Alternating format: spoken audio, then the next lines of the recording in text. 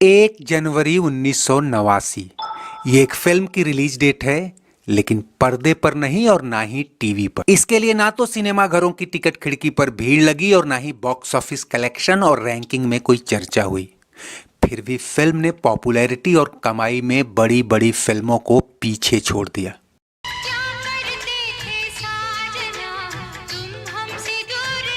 Film release होने से पहले इसके गानों ने इतना कमा लिया था कि बाकी की फिल्म उसी रकम में बन गई। यह भारतीय सिनेमा के इतिहास की पहली फिल्म थी जिसने बॉक्स ऑफिस पर बिना कोई टिकट बेचे ही 2 करोड़ से ज्यादा की कमाई की और इसकी व्यूअरशिप करोड़ों में रही।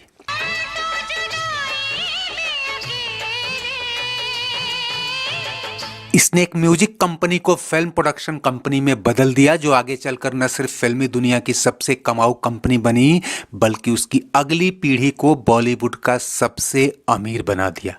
इतना अमीर कि शाहरुख, सलमान और आमिर तीनों खान की नेटवर्थ भी उसके अकेले की कमाई में समा जाए। दोस्तों, ये थी भारत की पहली डायरेक्ट टू वीडियो फिल्म। नाम था लाल दुपट्टा मलमल का। यानी फिल्म सिनेमा घरों में नहीं आई और बीएचएस कैसेट्स की बिक्री से ही अपनी लागत से 3-4 गुना कमाई कर ली। लाल दुपट्टा मलमल का। लेकिन इसकी खासियत इसकी कमाई नहीं बल्कि कई और वजह हैं। जहां 70 और 80 का दशक एक्शन फिल्मों के नाम रहा, इस फिल्म ने कैसेट्स के बाजार में अपनी धाक जमाते हुए म्यूजिकल रोमांटिक फिल्मों का नया दौर शुरू किया।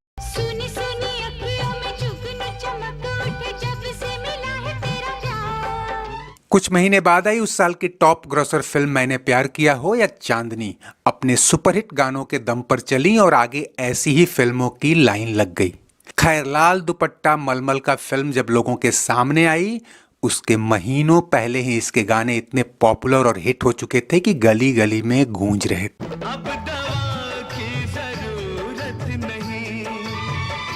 और गाने भी अपनी तरह का एक इंडस्ट्रियल प्रयोग था।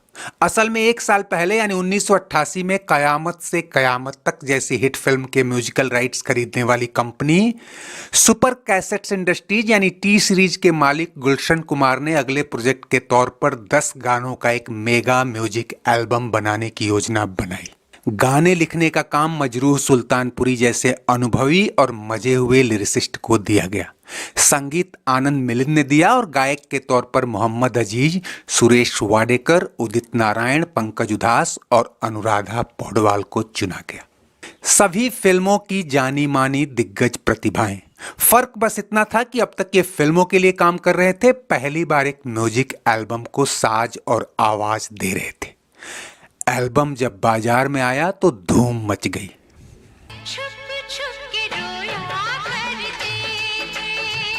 हर गाना सुपरहिट, इतना हिट कि साल 1988 में किसी भी फिल्म की म्यूजिक सेल्स इसके आसपास भी नहीं फटकी। तब गुलशन कुमार को लगा कि क्यों न इन गानों को एक फिल्म में इनकॉर्पोरेट कर दिया जाए। वीडियो कैसेट्स का जमाना था और खुद कैसेट्स की कंपनी थी। कहानी लिखी गई मानो इन गानों को उसमें किसी तरह खपाना है। शूटिंग का साजबाज मात्र इतना कि एक हीरो हीरोइन लाओ, बीएचएस कैमरा उठाओ और हिमाचल की पहाड़ियों में शूट कर लो। रविंद्र पीपट को डायरेक्शन का काम दिया गया। हीरो के तौर पर साहिल चड्ढा और हीरोइन के तौर पर विवर्ली को चुना गया और चंद हफ्तों में ही फिल्म की शूटिंग पूरी।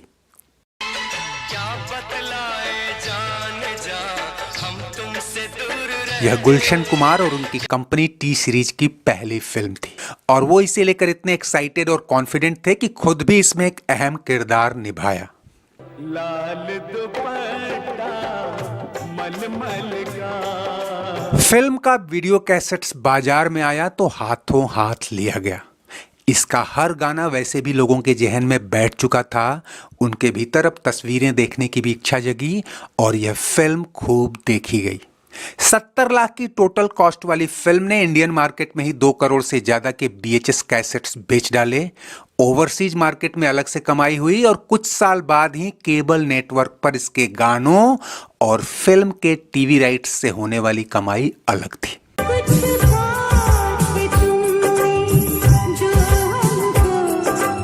खैर, खैर, इस फिल्म ने गुलशन कुमार को एक म्यूजिक इंडस्ट्रियलिस्ट से फिल्म प्रोड्यूसर्स की लाइन में ला खड़ा किया। जल्दी उन्होंने फुल फ्लेज फीचर फिल्में भी बनाने का फैसला किया और अगला धमाका अगले ही साल आशिकी के रूप में हुआ, जो उस साल की ही नहीं उस दौर की ब्लॉकबस्टर म्यूजिकल हिट फिल्म साबित हुई।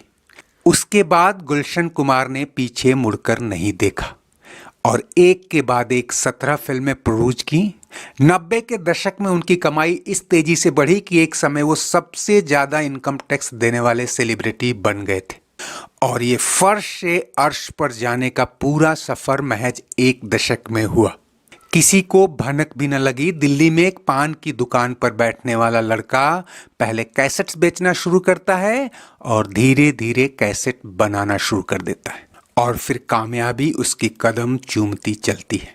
लाल दुपट्टा मलमल के बाद आशिकी, बाहर आने तक, आई मिलन की रात, जीना तेरी गली में जैसी फिल्मों ने अपने गानों के दम पर ही बम्पर कमाई की। दूसरी तरफ टी सीरीज ने भक्ति गानों के बाजार पर भी कब्जा जमा लिया।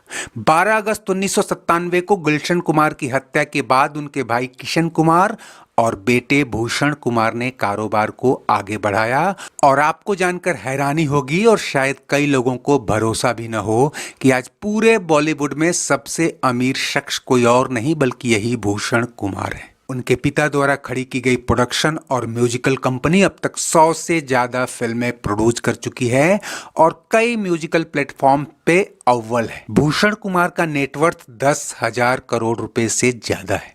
इसे इस तरह समझिए कि अमिताभ बच्चन की नेटवर्थ 3,000 करोड़ है।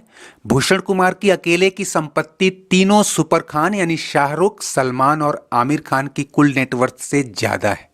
टी सीरीज बीते कई साल से यूट्यूब और दूसरे इंटरनेट प्लेटफॉर्म पे लीडिंग चैनल भी रहा है और कंपनी को इस मुकाम तक पहुंचाने में जिस सीधी सादी और सस्ती फिल्म ने नींव की ईंट का काम किया वो थी लाल दुपट्टा मलमल का।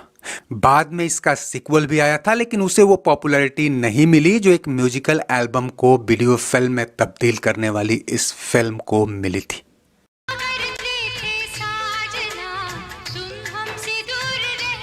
दोस्तों, यही वो फिल्म है और यही वो कंपनी है जिसने अनुराधा पौडवाल जैसी गायिका को वो मुकाम हासिल कराया जहां से वो पूरे 90 के दशक में फिल्मों पे राज करती रही।